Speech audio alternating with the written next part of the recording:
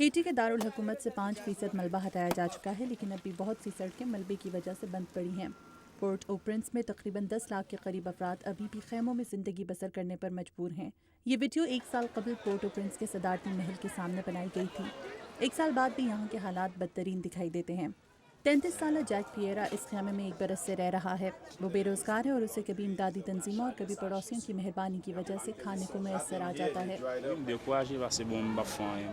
मैं बहुत नाउम्मीद हूँ क्योंकि यहाँ कोई भी नहीं जो आकर हमारी मदद करे।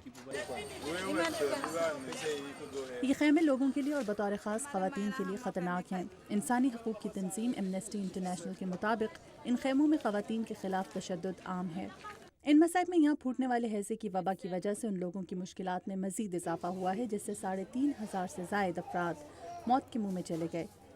तिब्बी अफसरान मुल्क के बहुत से हिस्सों से हैज़े के खात्मे के हवाले से पुरुमीद दिखाई देते हैं। डॉक्टर कैरीन नॉर्टस्ट्रैंड दारुल हुकूमत पोर्ट ओ प्रिंस में एक तंजीम डॉक्टर्स विदाउट बॉर्डर्स की जानिब से हैज़े के मरीजों को तिब्बी इमदाद देती हैं। गुज़िश्ता हफ्ते हमारे पास रोज़ाना हैज़े के 40 से 50 मरीज आ रहे थे। अभी भी सेंटर में 120 मरीज ज़ेरे इलाज हैं, जबकि क्रिसमस में ये तादाद 110 मरीज रोज़ाना थी। मगर सड़कों पर होने वाला एहतजाज लोगों में बढ़ती मायूसी जाहिर करता है। लोग अपने सदर प्रीवाल पर गुज़िश्ता नवंबर में होने वाले इंतखाबात में धांधली का इल्ज़ाम लगाते हैं, जिसकी तहकीकात अभी तक किसी नतीजे पर नहीं पहुंच सकी। एवांस पॉल पोर्ट ओ प्रिंस के साबिक मेयर और हिज़्ब इख्तिलाफ के लीडर हैं। वो प्रीवाल हुकूमत और सियासी निज़ाम पर सुस्त रवि का इल्ज़ाम लगाते हैं। सबसे बड़ा मसला हुकूमती हुस्न इंतज़ाम का ना होना है। हुकूमत आवाम की फलाह व बहबूद के लिए काम करने की बजाय इक़्तिदार में रहने की कोशिश में लगी है। दूसरों के नज़दीक तामीर नौ का काम इतना आसान नहीं। फलाही तंजीम इंटरनेशनल रेड क्रॉस से वाबस्ता मैथ्यू कॉकरेन पोर्ट ओ प्रिंस में आवाम को आरजी छत फराहम करने के प्रोजेक्ट पर काम कर रहे हैं।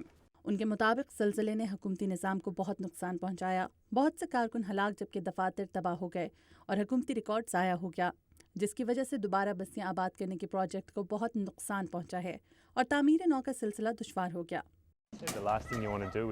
आप ऐसा बिल्कुल नहीं चाहते कि एक जगह तामीराती काम मुकम्मल करवाए, लोगों को छत फराहम करे और फिर कोई मालिक के मकान वहाँ हक के मलकियत जताने आ जाए कि ये मेरी जगह है। मगर कॉकरेन का ये भी कहना है कि शफाफ सियासी निज़ाम मुल्क की तामीर नौ में मदद देगा। यहाँ शफाफ हुकूमत की ज़रूरत है जो न सिर्फ इस बात का तयन करे कि ये मुल्क अब किस सिमत में चलाया जाए, बल्कि आलमी बरादरी का हिस्सा भी बने। मगर हेटी इस वक्त सियासी अफरा तफरी का शिकार है। हेटी की तंजीम बराए इंतखाबी अमल दी इलेक्टोरल काउंसिल का कहना है कि वो तब तक सदारती इंतखाबात के दूसरे मरहले का आगाज़ नहीं होने देगी जब तक अमरीकी तंजीम सदारती इंतखाबात के पहले मरहले पर होने वाली धांधली का जायज़ा नहीं ले लेती। जबकि हेटी में इलेक्शंस असर नौ कराने के हवाले से भी दबाव मौजूद है। जेफ स्वीकॉट के साथ मदीहा अनफर, उर्दू VOA।